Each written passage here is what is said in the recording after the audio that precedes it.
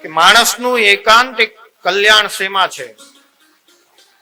માણસ આ કળયુગ આવી રહ્યો છે, ઋષિઓને ખબર હતી.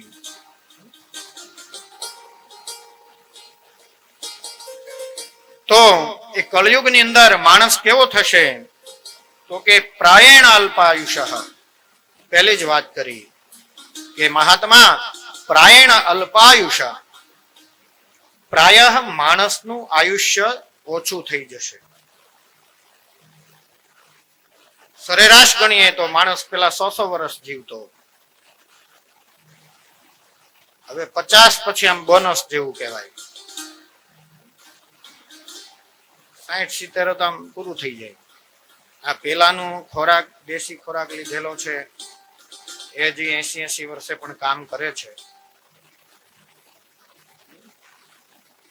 પણ પછી જે આ ખોરાક 2-3 દાયકાથી આવ્યો છે,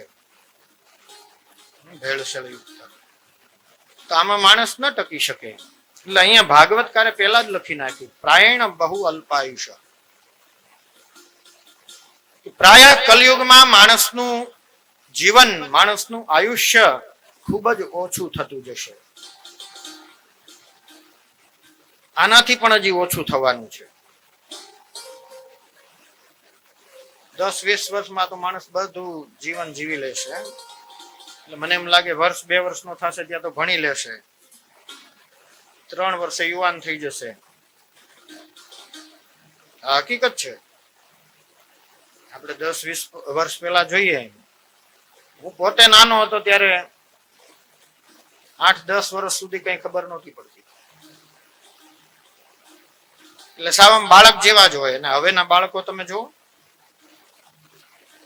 2-3 વર્ષનું થાય ત્યાં તો એને બધી જ ખબર પડવા માંડે. આપને એમ થાય જલ્દી હોશિયાર થયું મારું બાળક. જલ્દી નથી મેરે ભાઈ બહેન. આ કળયુગનું આયુષ્ય અને કળયુગનો જે સમય છે, એ કાળની સ્પીડ વધી રહી છે, એટલે બધું ઝડપી બન્યું છે, બીજું કઈ નથી. તો પ્રાયણ અલ્પાયુષી થશે માણસ. માણસનું આયુષ ઘટતું જશે દિન પ્રતિદિન. અને સમ્ય કલા વિસ્મિન યુગે જના. બધાની સ્મૃતિ છે ને ધીમે ધીમે નાશ પામતી જશે.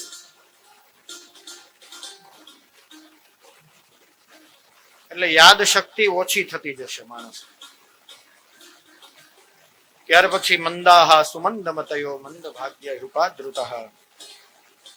માણસ કેવો થઈ જશે? મંદ થઈ જશે. મંદ એટલે આપણે જે ગતિ માપીએ છીએ એ ગતિ નહીં.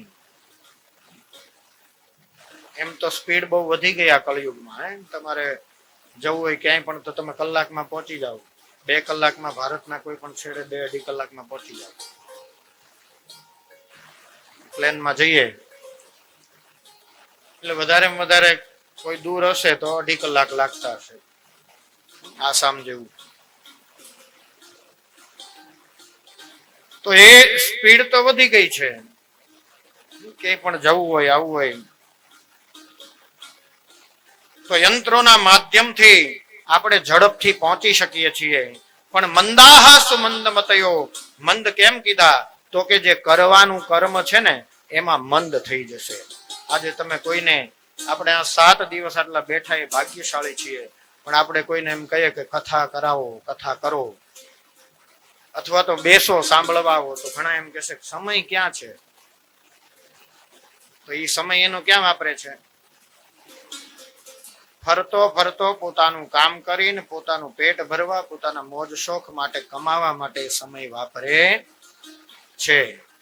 એટલે મંદાહ સુમંદ મતયો. મંદમતી એટલા માટે કીધું કે શરીરનું પોષણ કરવા માટે આખો દિવસ દોડે છે, પણ અંતઃકરણ જે આત્મા છે એને પોષવા માટે, એનું કલ્યાણ કરવા માટે એની પાસે સમય નથી. એટલે મંદમતી કીધો. કારણ કે આપણે કમાઈને શું કરીએ?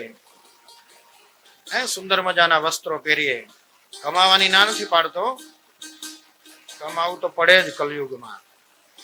પણ પેલું આપણે આત્માનું કલ્યાણ થતું હોય ને તો એ વસ્તુ પેલી કરવાની.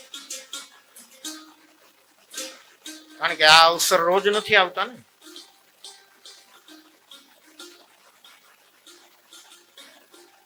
અવસર ચૂક્યા મેહુલા, અવસર ચૂકી જાય તો પાછો કેટલા વર્ષે કોને ત્યાં ક્યારે આવે એનું કઈ નક્કી છે. અને પેલું તો રોજ જવાનું જ છે, ઉઠીને દોડવાનું જ છે. અને આ જ વસ્તુ જો કરવી હોય તો મને એમ લાગે કે આપણામાં ને પશુમાં કોઈ ફેર છે નહીં. કારણ કે સાક્ષાત પશુ પૃચ્છ વિષાણહીના, સાહિત્ય સંગીત કલા વિહીના, સાક્ષાત પશુ પૃચ્છ વિષાણહીના. આપણામાં આ પ્રકારનું કાંઈ જ ન હોય તો આપણામાં પશુમાં, પશુ પક્ષીઓમાં કાંઈ જ તફાવત નથી.